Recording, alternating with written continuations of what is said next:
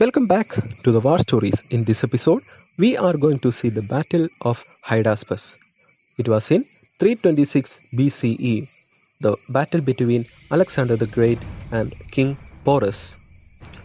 Usually, when we say about a battle or war, we mention the names of two empires or two countries. For example, the Indo-Pakistan War, Indo-China War, the war between Sumerians and Elamites, the battle between the Holy Roman Empire and the Ottoman Empire.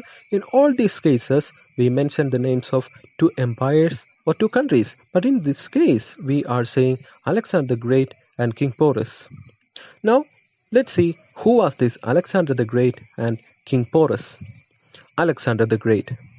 He was the son of Philip II of Macedonia and Olympia. King Philip, during his reign, brought North and South Greece under his rule. Before, it was thought that the true Greeks were in south of Mount Olympus, and to north were barbarians. So in fact, King Philip was not a pure Greek. Upon the death of Philip II, Alexander became king. At that time, he was only 19 years old. Alexander has an excellent war record, 20 upon 20. He won all battles of wars he fought, 19 as king and 1 as a prince. He was a disciple of Aristotle and an ardent fan of Homer. He eventually, in his military conquest, conquered Persia, the strongest empire of that times. Persia had 28 satrapies. Hindu Kush region was one among them, that is the Punjab region. That's how he reached for the Indian subcontinent. Intention was to expand kingdom to further east. Remember, no Greek has ever traveled beyond the Himalayan region. His intention was to travel further east. Also, this Indian region provided about 1/3 of the total gold from Asiatic area to the Persian Empire. But his army was not ready to move further. So, due to the army's reluctance, he was forced to move back to the mother country after this Battle of Hydaspes. Now, let's take a look at King Purushottama or King Porus. King Purushottama was a Puru tribe leader. He ruled in the Punjab region. He expanded his kingdom from Jhelum River area to Chenab area.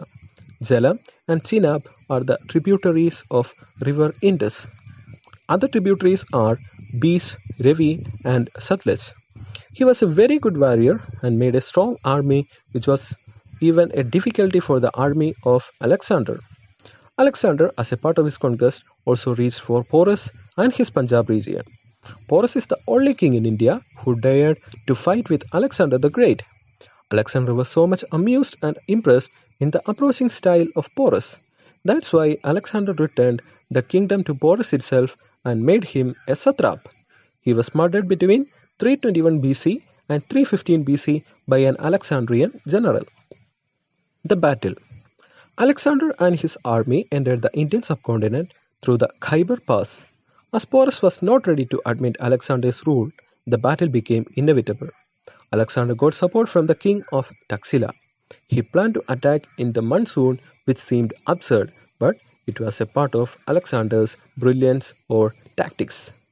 Let's take a look at the military strengths. Alexander's army: 40,000 infantry, about 7,000 cavalry and other Asiatic contingents.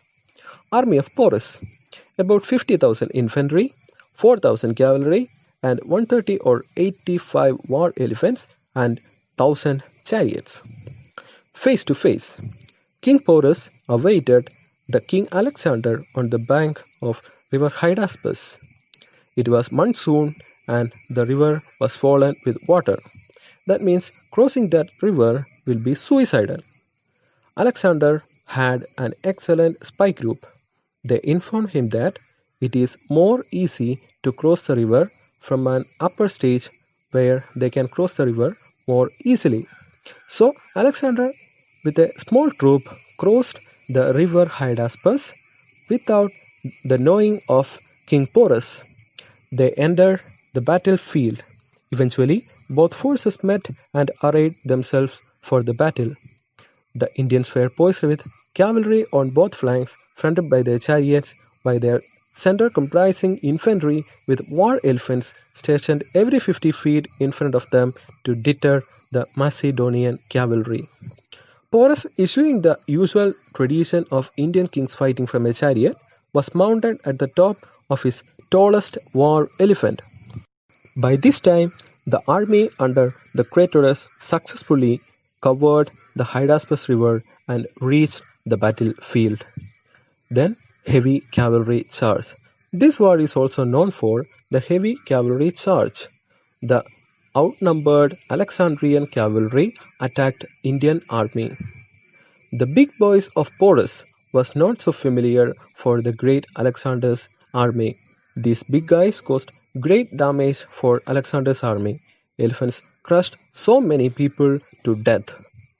Ultimately, Alexander's army gained control over the scenario and won the battle. Alexander was by that time a fan of Porus due to his valor. He ordered the Taxils to summon the king Porus.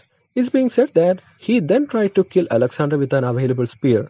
He was that much spirited. Alexander finally asked Porus to continue rule over the Punjab region under him as his satrap. He was later killed by Eudemus, a general of Alexander the Great. Bucephalus, the horse of Alexander, died in the battlefield, and he named a province in this name, that is, the Bucephalus.